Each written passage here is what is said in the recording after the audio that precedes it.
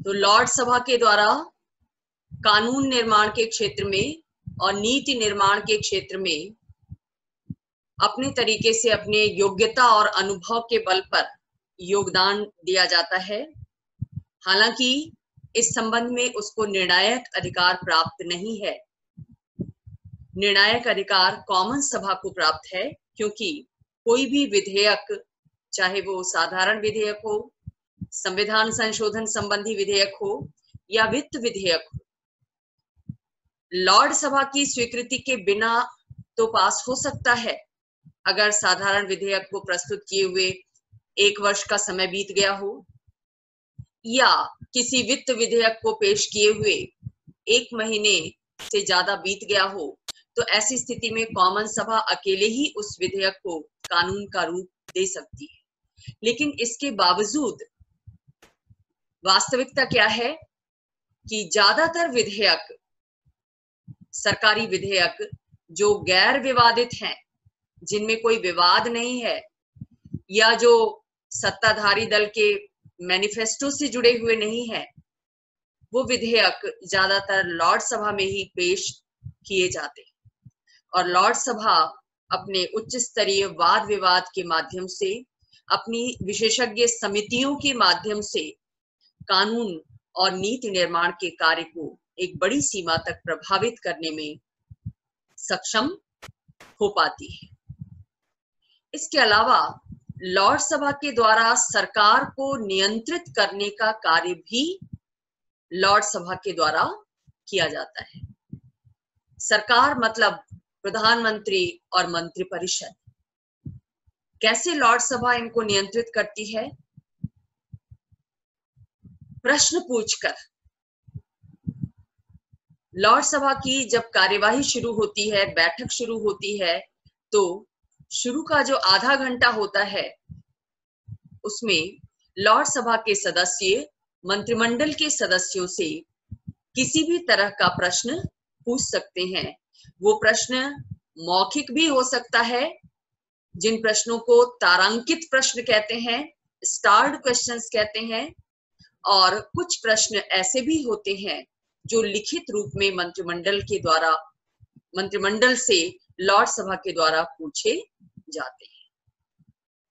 ऐसा लगभग अनुमान लगाया गया है कि पूरे 1 साल में लगभग 4000 प्रश्न लॉर्ड सभा के द्वारा विभिन्न विभागों से संबंधित मंत्रियों से पूछे जाते हैं। ये तो मौखिक प्रश्न है, जिन्हें तारांकित प्रश्न कहते हैं, और कुछ प्रश्न लिखित रूप में मंत्रिमंडल के विभिन्न विभागों से पूछे जाते हैं लॉर्ड सभा के मेंबर्स के द्वारा। और इन प्रश्नों के ऊपर 1.5 घंटे की बहस में सवाल जवाब किए जाते हैं, मंत्रियों को जवाब देना पड़ता है। तो इस प्रश्न की प्रक्रिया से सरकार चौकन्नी रहती है। मंत्रिमंडल के सदस्य अपने कार्य के प्रति सचेत रहते हैं, वो जवाबदेह बनते हैं। उन्हें अपनी छवि का ध्यान होता है कि अगर कोई प्रश्न लॉर्ड सभा में उठाया गया और वो उसका संतोषजनक ढंग से उत्तर नहीं दे सके, तो इसका प्रभाव उनके कैरियर पर पड़ेगा। जनता भी उस डिबेट को सुन रही होती है, देख रही होती है, तो जनमत दुष्प्रभावित ना हो, उस दल के अगेंस्ट ना चला जाए, विरोध में ना चला जाए, जिसका खामियाजा उसे अपनी छवि सुधारने में भुगतना पड़ेगा। हालांकि लॉर्ड सभा के मेंबर्स लोक सदन की तरह निर्वाचित नहीं होते, लेकिन व्यावहारिक तौर पर किसी न किसी रूप में दल से उनका जुड़ाव होता है। तो ऐसी स्थिति में लॉर्ड सभा के सदस्य जब प्रश्न करते हैं तो वो प्रश्न भी स्टैंडर्ड होते हैं, और मंत्री जो ज्यादातर लोक सदन के सदस्य होते हैं, जिनके पद ग्रहण का आधार बेसिकली निर्वाचन होता है, वो भी ये समझते हैं कि जनता में उनकी छवि धूमिल न होने पाए, इसलिए वो अपने कर्तव्य के प्रति सचेत रहते हैं और मनमाने ढंग से कार्य नहीं करते, वो इस बात के लिए हमेशा तैयार रहते हैं कि जब भी कोई प्रश्न लॉर्ड सभा के मेंबर्स के द्वारा उनके विभाग से संबंधित पूछा जाए तो वो उसका उत्तर संतोषजनक ढंग से दे सके। तो इस तरीके से प्रश्न पूछकर लॉर्ड सभा सरकार को नियंत्रित करने का कार्य करती है, मंत्रिमंडल को नियंत्रित करने का कार्य करती है। हालांकि लॉर्ड सभा को मंत्रियों को उनके पद से हटाने का अधिकार प्राप्त नहीं है। ये अधिकार केवल और केवल लोक सदन के सदस्यों को प्राप्त है, कॉमन सभा के सदस्यों को प्राप्त है कि वो ही मंत्रिमंडल के विरुद्ध अविश्वास का प्रस्ताव 2/3 बहुमत से पास कर उसे उसके पद से हटा सकते हैं। लेकिन लॉर्ड सभा तो केवल प्रश्न पूछकर या वाद विवाद के माध्यम से ही मंत्रिपरिषद को नियंत्रित कर सकती है। लॉर्ड सभा विभिन्न विषयों पर वाद विवाद करती है और ज्यादातर बुधवार का दिन लॉर्ड सभा उस दिन उसके मंच का उपयोग किस लिए किया जाता है? वाद विवाद के लिए किया जाता है।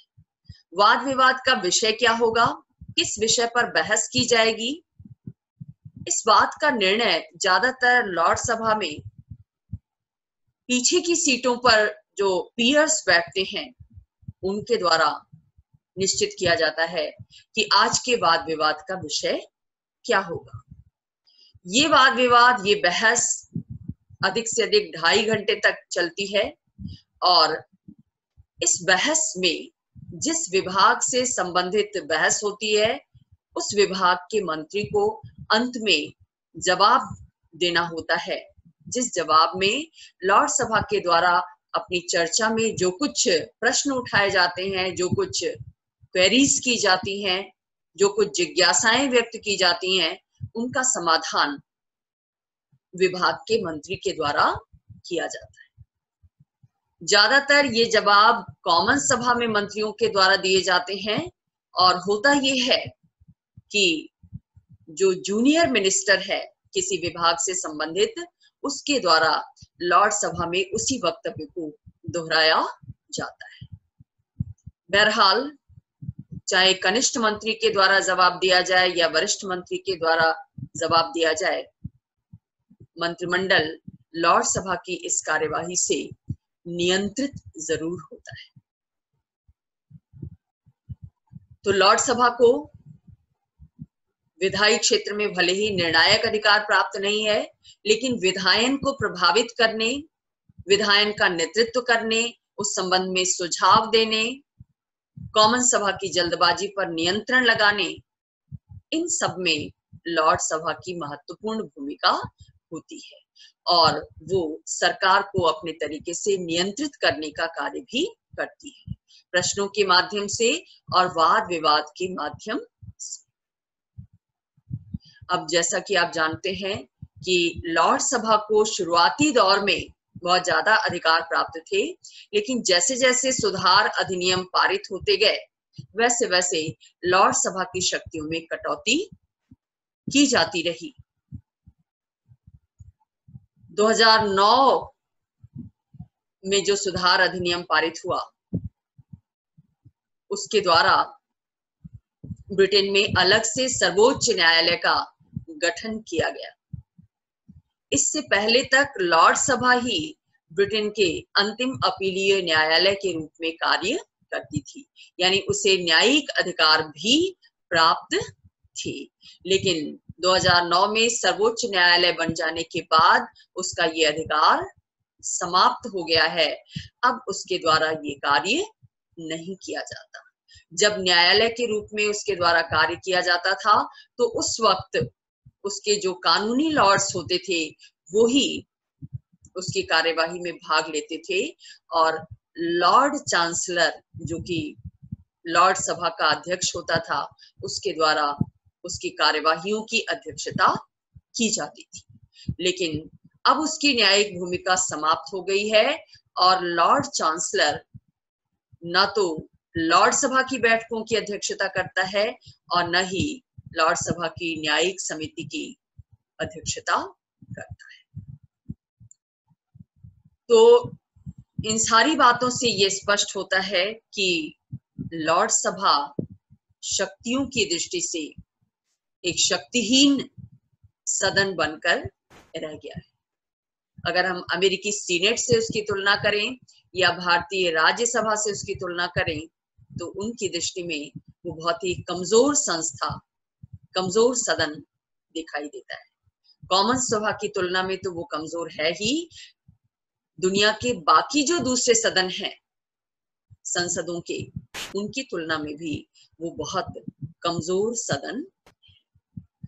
रैमजे म्योर ने क्या कहा कि अब तो लॉर्ड सभा केवल एक पुनर्विचार और पुनर्निरीक्षण का सदन बनकर रह गया है और इस कार्य के लिए भी यह संभवतः अधिक समर्थ नहीं है।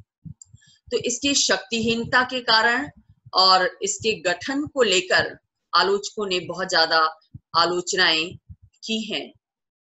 आलोचना का प्रमुख आधार यह है कि ब्रिटिश लोकतंत्र, जो दुनिया का प्राचीनतम लोकतंत्र है, आधुनिक लोकतंत्र, उसमें लॉर्ड सभा जैसी कुलीन तंत्रीय संस्था बेमेल प्रतीत होती है और इस बेमेल की वजह से, बेमेल होने की वजह से कई बार ब्रिटिश राजनीति में कई तत्वों के द्वारा इसकी समाप्ति की मांग भी की जाती है।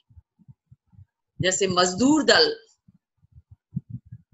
ऐसी मांग करने वालों में अग्रणी है, जबकि अनुदार दल लॉर्ड सभा को बनाए रखना चाहता है। तो मजदूर दल सहित तमाम जो प्रोग्रेसिव तत्व हैं ब्रिटिश राजनीति में, प्रगतिशील उदारवादी तत्व हैं, उनके द्वारा कई आधारों पर लॉर्ड सभा की आलोचना की जाती है। आलोचना क्या की जाती है कि यद्यपि लॉर्ड सभा का सुधार बहुत हद तक हो चुका है, कई सारे अधिनियम पारित किए जा चुके हैं और उन अधिनियमों के माध्यम से लॉर्ड सभा के कुलीन तंत्रीय स्वरूप को न्यूनतम करने की कोशिश की गई है, लेकिन वास्तविकता यह है कि अब भी इसके बहुत सारे सदस्य वंश परंपरा के आधार पर पद धारण करते। तो ये एक कुलीन तंत्रीय संस्था है, इसलिए ब्रिटिश लोकतंत्र में इसका कोई औचित्य नहीं रह जाता और कई बार ये भी सुझाव दिया जाता है कि अगर इसे बनाए रखना है तो इसके सदस्यों का भी कॉमन सभा के सदस्यों की तरह निर्वाचन होना चाहिए। आलोचना का दूसरा आधार ये है कि आलोचक ये कहते हैं कि यद्यपि 1958 का जो अधिनियम पारित किया गया, लाइफ पेरेज एक्ट पारित किया गया, उस एक्ट के बाद लॉर्ड सभा में श्रमिक वर्ग के कुछ हितों का प्रतिनिधित्व जरूर हुआ है। अगर श्रमिक वर्ग का कोई व्यक्ति सार्वजनिक जीवन के क्षेत्र में अच्छा कार्य करता है, साहित्य, विज्ञान, कला के क्षेत्र में, तो उसको लॉर्ड सभा में आजीवन पीआरएस के रूप में नियुक्त किया जा सकता है। तो इस अधिनियम के बाद बहुत से गैर कुलीन लोगों को लॉर्ड सभा में स्थान मिला है, लेकिन सब मिलाकर अब भी इसका जो स्ट्रक्चर है, इसकी जो संरचना है, इसमें कुलीन लोगों की संख्या ज्यादा है, धनी वर्ग की संख्या ज्यादा है, इसीलिए इसको धनिकों का सदन कहा जाता है। और कार्टर जैसे आलोचकों ने तो क्या कहा कि लॉर्ड सभा केवल संपत्ति और विशेषाधिकार का प्रतिनिधित्व ही नहीं करती, बल्कि वास्तव में ये तो स्वयं संपत्ति और अधिकारों का गढ़ है। तो लोकतंत्र में जो आम जनता होती है उसके प्रतिनिधित्व की बात शासन व्यवस्था में की जाती है, लेकिन लॉर्ड सभा जैसी संस्था में अब भी इस आम जनता का समुचित प्रतिनिधित्व नहीं है। यानी अब भी ये बहुत हद तक एक कुलीन तंत्रीय संस्था बनी हुई है, न केवल इसलिए कि इसके सदस्यों का निर्वाचन नहीं होता बल्कि मनोनयन होता है, बल्कि इसलिए भी कि इसके ज्यादातर सदस्य धनी वर्ग से आते हैं, कुलीन वर्ग से आते हैं। आलोचक ये भी कहते हैं कि चूंकि शक्तियां इसकी सारी छीन ली गई हैं विभिन्न अधिनियमों के माध्यम से, पावरफुल नहीं है ये संस्था, इसलिए अब इसकी कोई उपयोगिता नहीं है। जिस संस्था के पास अधिकार ही ना हो, शक्तियां ही ना हो, तो उस संस्था का क्या औचित्य हो सकता है। कानून बनाने के क्षेत्र में सारे अधिकार कॉमन सभा के हाथों में है। कार्यपालिका को नियंत्रित करने की दृष्टि से भी कॉमन सभा निर्णायक अधिकार रखती है, क्योंकि उसे ही मंत्रिमंडल के विरुद्ध अविश्वास का प्रस्ताव पास करने का अधिकार है। तो ऐसी स्थिति में लॉर्ड सभा की क्या उपयोगिता रह जाती है। प्रधानमंत्री चर्चिल, भूतपूर्व प्रधानमंत्री चर्चिल ने क्या कहा कि लॉर्ड सभा एक अप्रातिनिधिक, अनुत्तरदायी एवं अनुपस्थित संस्था है। यानी इसके अधिकांश सदस्य इसकी बैठकों में अनुपस्थित रहते हैं, उनकी रुचि डिबेट्स में नहीं होती, वाद विवाद में, उसकी कार्यवाहियों में वो भाग नहीं लेते। हालांकि सुधार अधिनियम के माध्यम से ये भी तय कर दिया गया है कि जिन सदस्यों के द्वारा लगातार इसकी बैठकों से अनुपस्थिति उनकी दर्ज होगी, उनको सदस्यता से वंचित भी किया जा सकता है। तो आलोचक नाना आधारों पर इसकी आलोचना करते हैं और एक्सट्रीम रूप में जाकर इसकी समाप्ति की भी मांग करते हैं। लेकिन ब्रिटेन का जो अनुदारवादी दल है, जो ब्रिटिश परंपराओं से लगाव रखता है, वो लॉर्ड सभा को कतई समाप्त करने का पक्षधर नहीं है और उसके द्वारा लॉर्ड सभा के पक्ष में बहुत सारी बातें कही जाती हैं, उसके महत्व को उजागर किया जाता है। जैसे ये कहा जाता है कि लॉर्ड सभा इसलिए उपयोगी है क्योंकि ये कॉमन सभा की स्वेच्छाचारिता पर अंकुश लगाती है। कई बार जनता द्वारा निर्वाचित सदन भी बहुमत के आधार पर मनमाने ढंग से कार्य करने लगता है। अगर कॉमन सभा में किसी राजनीतिक दल को बहुमत प्राप्त हो जाता है तो उसे ऐसा लगने लगता है कि वो कोई भी कार्य कर सकता है, क्योंकि किसी भी कार्य को कानून का रूप देने के लिए बहुमत की जरूरत होती है और वो बहुमत हमेशा लोक सदन में उस दल के साथ होता है। तो कई बार बिना अच्छी तरह विचार विमर्श किए, सोचे विचारे कानून के प्रस्ताव ला दिए जाते हैं जो अल्टीमेटली जनहित में नहीं होते, जो जनता के हित को नुकसान पहुंचाने वाले होते हैं। ऐसी स्थिति में लॉर्ड सभा के द्वारा उन विधेयकों पर पुनर्विचार किया जाता है, कॉमन सभा को चेताया जाता है कि उसके द्वारा जो विधेयक प्रस्तुत किया गया है वो जनहित में नहीं है, और जनहित में नहीं है तो क्यों नहीं है, इसमें क्या कमियां हैं, इसका बेहतर विकल्प क्या हो सकता है, इन सारी बातों को कॉमन सभा को बताने का कार्य लॉर्ड सभा के द्वारा किया जाता है, अपने वाद विवाद के द्वारा, अपनी समितियों के माध्यम से। अगर लॉर्ड सभा ना हो तो कॉमन सभा मनमाना रुख अपना सकती है, ऐसा लॉर्ड सभा के समर्थक कहते हैं। वो कॉमन सभा द्वारा प्रस्तुत विधेयकों की त्रुटियों को भी दूर करने का कार्य करती है, उस पर पुनर्विचार करती है। और ब्रिटेन में उसका ये कार्य इसलिए इंपॉर्टेंट हो जाता है ज्यादा, क्योंकि ब्रिटेन में न तो अमेरिका के समान न्यायिक पुनर्निरीक्षण की व्यवस्था है जिसके तहत न्यायपालिका संसद द्वारा बनाए गए या कार्यपालिका द्वारा जारी किए गए किसी भी आदेश की संवैधानिकता की जांच करती है और संविधान विरुद्ध पाए जाने पर उन्हें अवैध घोषित करती है। ब्रिटेन में न्यायपालिका को यह अधिकार प्राप्त नहीं है। आप देख चुके हैं कि ब्रिटिश संसद की सर्वोच्चता यानी संप्रभुता की बात कही जाती है ग्रेट ब्रिटेन में कि पार्लियामेंट ने जो कानून बना दिया वो सुप्रीम है, सर्वोच्च है, उसको कहीं चुनौती नहीं दी जा सकती। तो ऐसी स्थिति में लॉर्ड सभा की उपयोगिता बढ़ जाती है क्योंकि वो कॉमन सभा में पेश विधेयकों पर पुनर्विचार करती है, उसकी सभी धाराओं पर क्रम से विचार करती है, उसकी त्रुटियों को सामने लाती।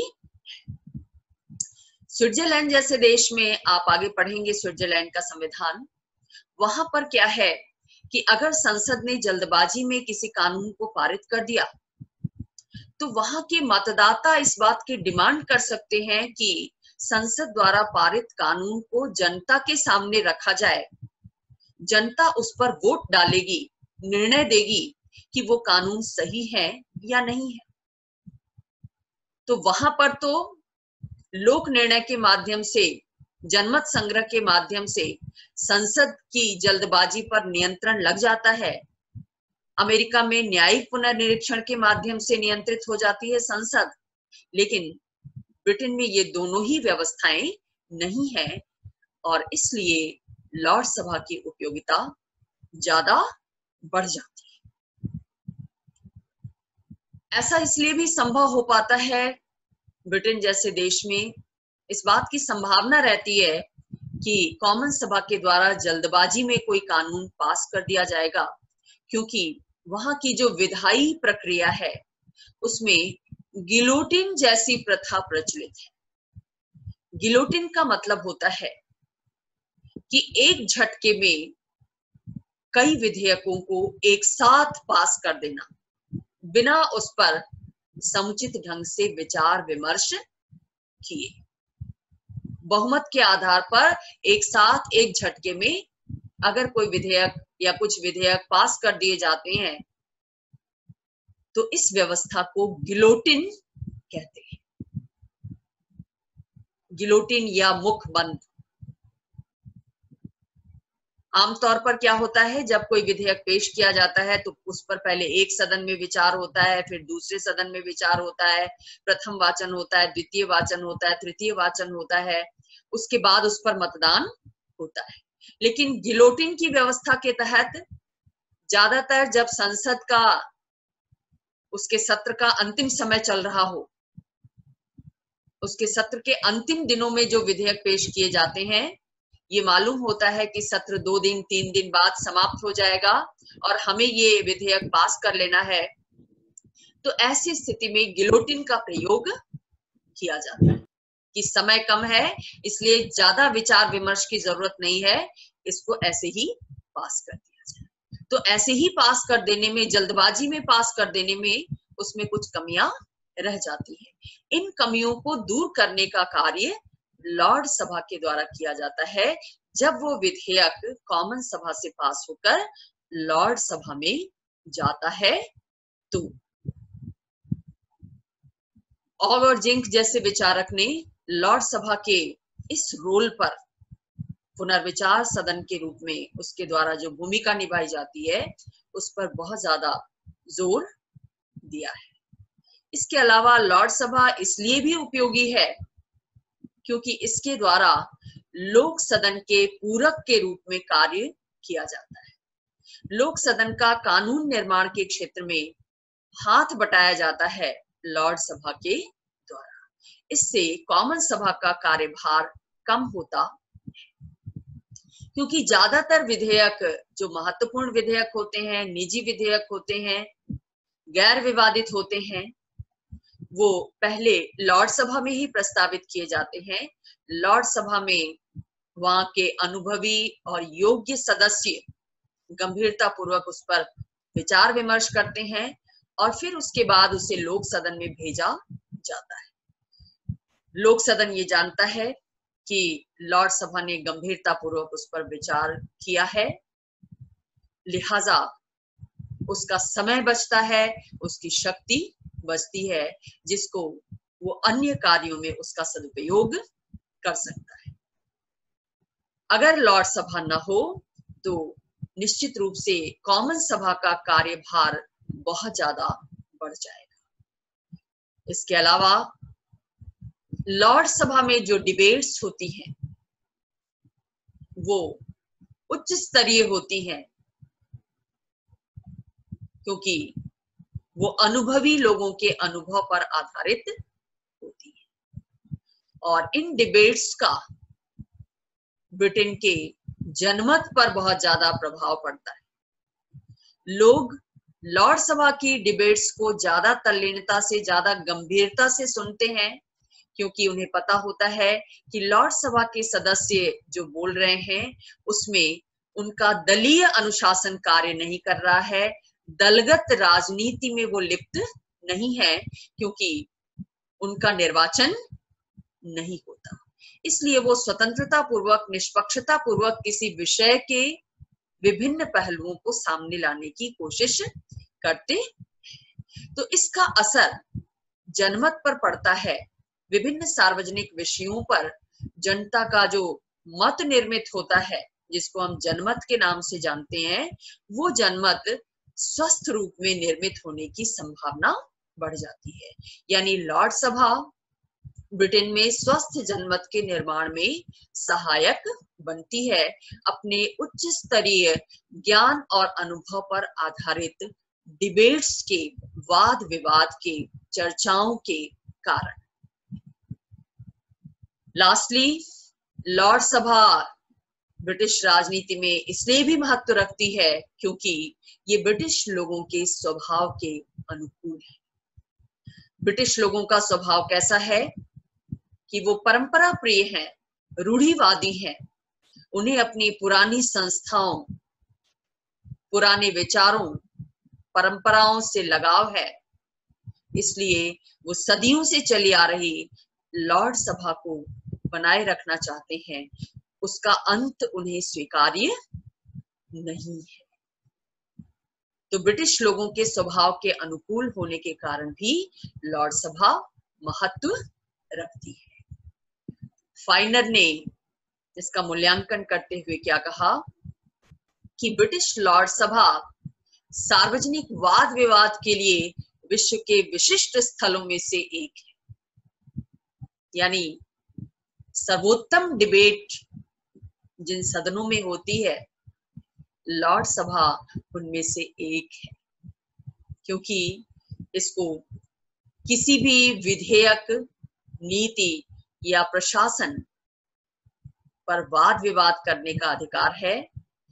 इसकी सदस्यता का एक बड़ा भाग ज्ञान और राजनीतिक, सामाजिक तथा व्यावसायिक अनुभवों की दृष्टि से श्रेष्ठ है।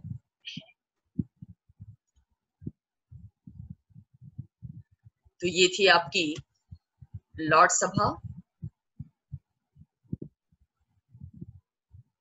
अब कोई प्रश्न, कोई जिज्ञासा हो तो व्यक्त कर सकते हैं।